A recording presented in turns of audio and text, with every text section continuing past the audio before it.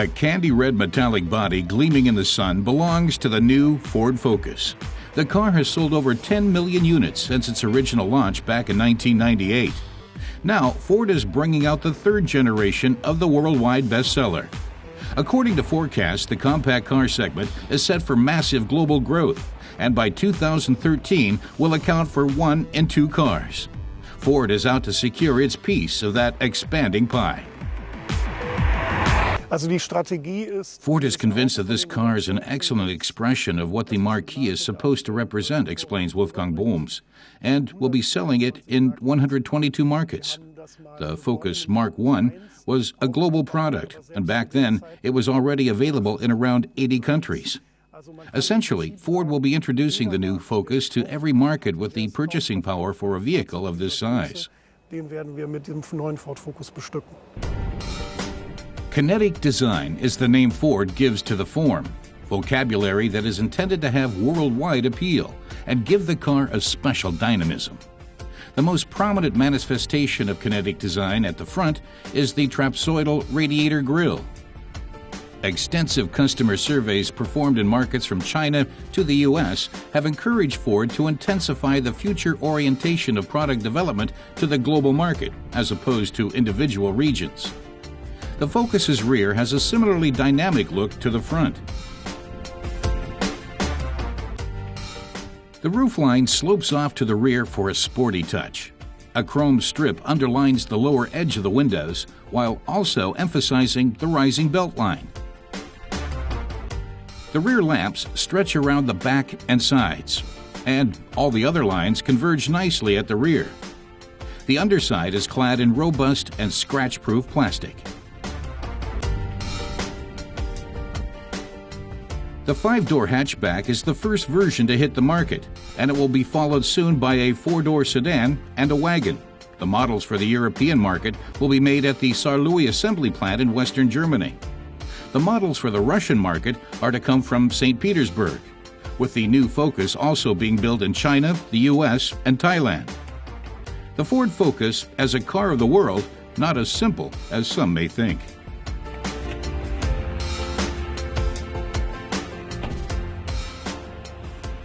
Ford's Gunnar Herrmann admits it was a real challenge. There are the different safety standards in Europe and North America to consider, and different stipulations again in Asia. The whole global strategy was developed at the Center of Excellence in Cologne. Taking the global view of all markets for this vehicle, it's based on an 80% common parts strategy. That might not be immediately apparent to customers because Ford still has different color setups, he says. But as regards the essentials of a vehicle, from the chassis to the engines and bodywork, we're talking about 80% commonality.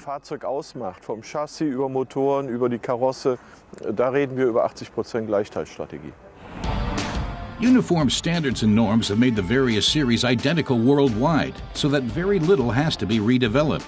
The only variety is in parts that are affected by differing legal requirements, like the lights or airbag sizes. Just 10% of production varies due to local tastes and preferences. Less vigilant drivers can order countless assist systems, like the Active City Stop system, which employs an infrared laser to scan the area in front of the vehicle and prevent rear impact collisions at speeds of up to 15 kilometers an hour. Other features include lane and parking assists.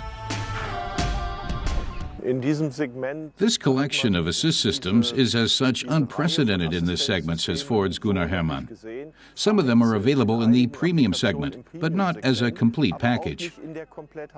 So Ford can be very proud of having defined a genuine benchmark and set a standard for the future. Ford is planning to sell around 60,000 Focuses in Germany alone this year. That would make the car the most popular of the company's models in that country. We tested the most powerful gasoline version, the 1.6-liter EcoBoost with 134 kilowatts. This model is standard fitted with automatic start-stop. It makes the dash to 100 kilometers per hour in 7.9 seconds. Top speed is 222 kilometers per hour. The manufacturer claims a consumption of 6 liters for 100 kilometers. The Focus will no longer be available as a 3-door model, as the sporty coupe-like 5-door version covers this model range. The sporting spearhead as of 2012 will be the Ford Focus ST, with a 2-liter EcoBoost gasoline direct injection engine with 184 kilowatts delivering the horses.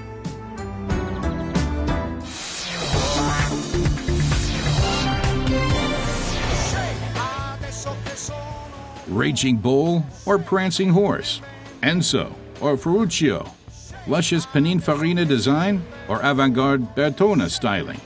For fans of Italian sports cars, these are real questions of faith.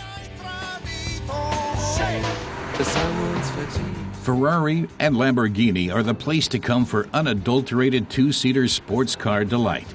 But both have always targeted the slightly aging playboy who's settling down to family life. Even if they're no longer 21, these guys still treasure their full-blooded 12-cylinder babies. But where on earth are the kids supposed to fit in? Welcome to the Ferrari 365 GT and Lamborghini Espada. Under the respective hoods are those famed 12-cylinder engines. The wheelbases are stretched to the extent that there's space for an additional row of seats. It's called 2+2.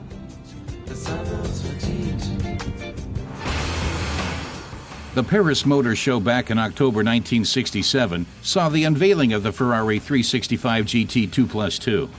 In contrast to other Ferraris, it had an understated appearance and was a relative rarity in not having a Corsa Rossa finish, the trademark flaming red.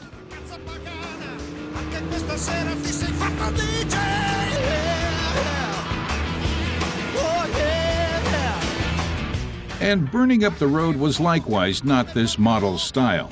It was more about cruising in style. This Ferrari boasts a sophisticated ride. Enzo Ferrari himself used the 2+2 for personal use.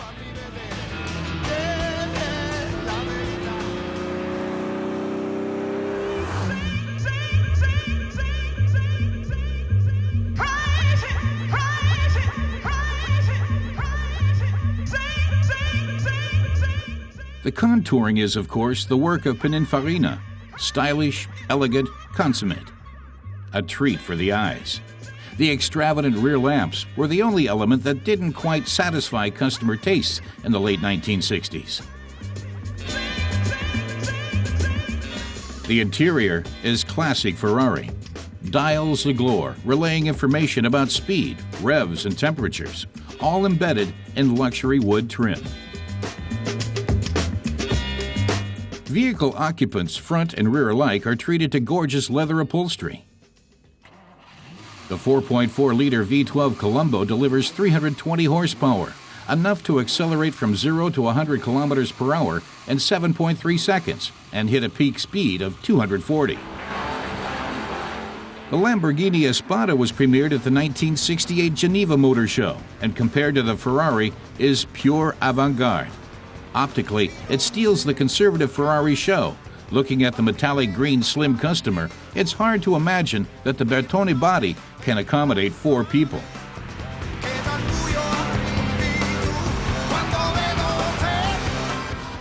The Espada is an out-and-out race car for the open road. That just happens to have 4 seats. The engine, the handling, everything's more refined than in the rival Ferrari. The Espada is a thoroughbred on an irresistible charge ahead, as if it wanted to eat up the road.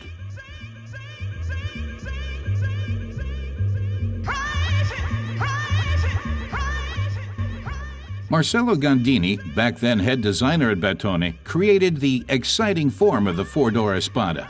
An array of air inlets and outlets in distinctive black line the bodywork. The rear, covered in glass, is a sight to behold.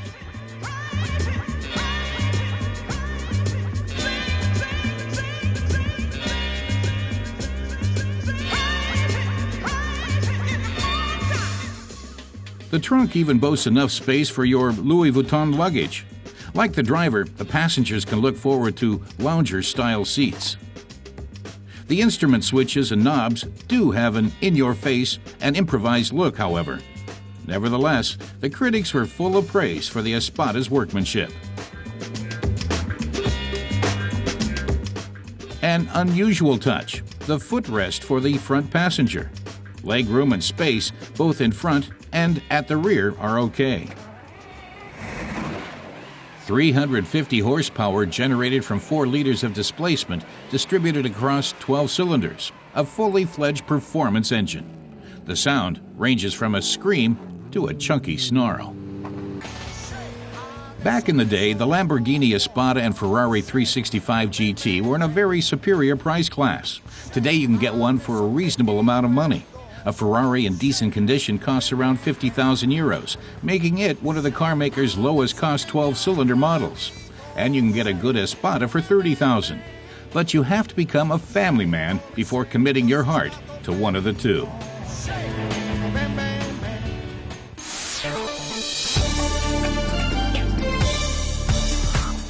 Mercedes says welcome to the new Viano, with the engines in particular getting a revamp.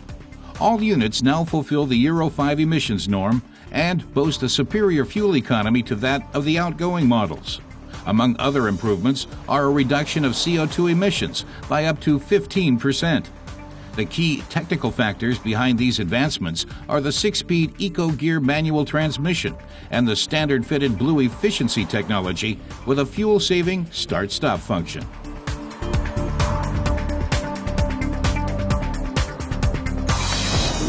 The Gran Turismo MC Stradale marks the fastest, lightest, and most powerful model in the Maserati stable.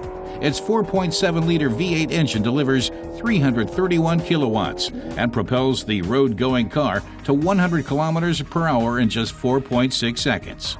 Top speed is 301 kilometers per hour, making this the first Maserati to top the 300 mark.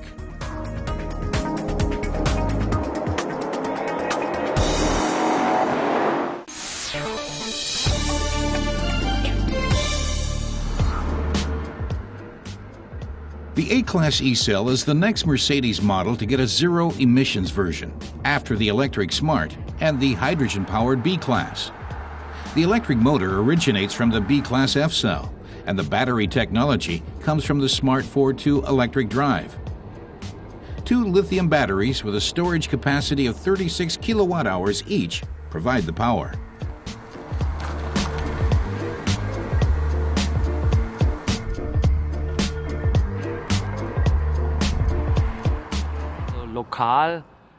Thomas Weber from Daimler says that zero-emissions vehicles will play a crucial role in mobility in the future. And that's why the company has invested a lot of effort in this area. Over 60% of the current yearly research and development budget goes towards green technology, and electric cars play a major role, he says. Grüne Technologie fokussiert und die Elektromobilität spielt eine entscheidende Rolle.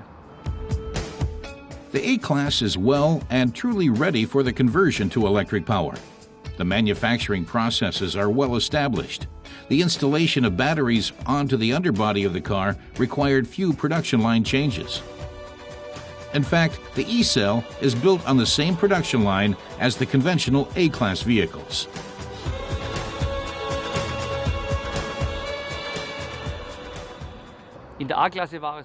Weber says it was particularly important to Mercedes that the A-Class E-Cell functioned as a practical everyday car.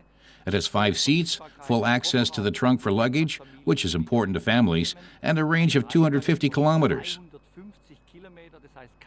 It allows you to do everything you need with your family in the city and surrounding areas. Weber is convinced that customers will love the vehicle, and he thinks that the E-Cell will give electric cars a real boost. Charging the battery is a simple task, and Mercedes is committed to carrying some of the cost of setting up the necessary charging infrastructure too. The car can be charged immediately after being turned off. The old fuel inlet is replaced by a charging point.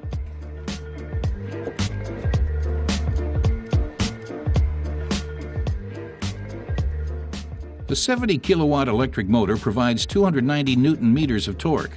High electricity costs during the day mean that charging the car during those hours is expensive. That's why there is a second, cheaper alternative.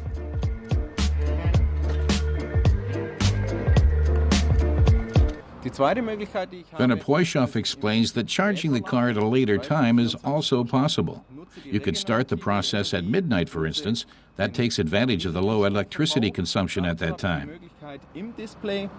Then you have the opportunity to put in your departure time, for instance, 6:05 in the morning. Via the internet, you then get a pricing table. Usually at 7 in the evening, electricity is expensive, and overnight it's cheap. That then produces a timetable for the charging process. If you start at 11:30 at night, the car is fully charged by 6:05. Wir beginnen um 23:30 Uhr und das Fahrzeug wird zu 100% vollgeladen sein morgens um 6:05 Uhr. In the last year, 500 A-Class E-Cell cars were produced. The test fleet has been leased to selected customers in Germany, France, and the Netherlands. It's not yet been decided when the car will be released onto the market.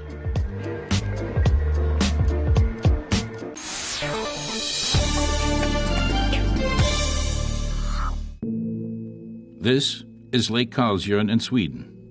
At the moment, it's peaceful here, but that won't last long. A unique race is about to begin. 120 drivers from around the world are here, about to set off in the first MX-5 ice race. Driving a convertible in spring is easy, but taking the same car across ice and snow is a whole different ballgame. That's why all the competitors have taken part in 2 different courses before starting. The grid is all set after qualifying. 20 open-top Mazda MX-5s have been modified for racing on ice. Each car packs about 118 kilowatts. That's more than enough. The cars weigh just 1,200 kilos.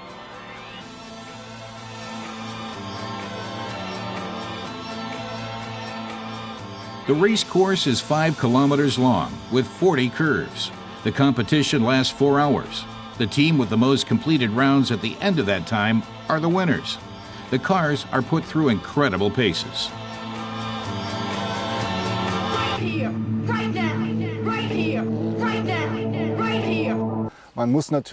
Jochen Munziger from Mazda says that the cars have needed some modifications in order to take part in the ice race.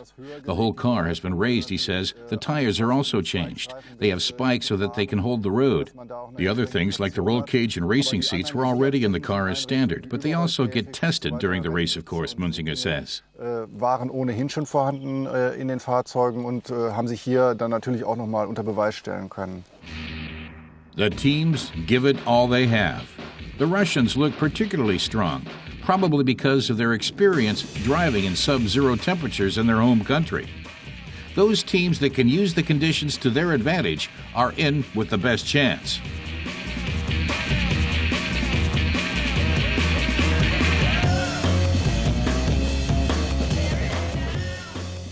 Fahren auf Eis ist Jochen says that driving on ice is like driving on gravel. You slip around. The car has rear-wheel drive. That means the back often fishtails, and you have to control that to navigate through the tight turns.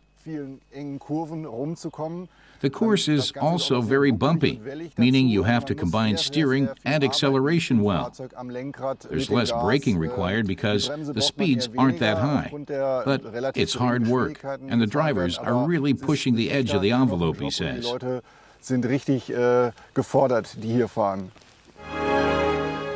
In the end, there could only be one winner. Second place went to the Australians, who managed to outdrive the local rivals from Scandinavia and Europe. But the Russian team took home the laurels. The MX-5 seems to be just as fun off-road as on the Autobahn.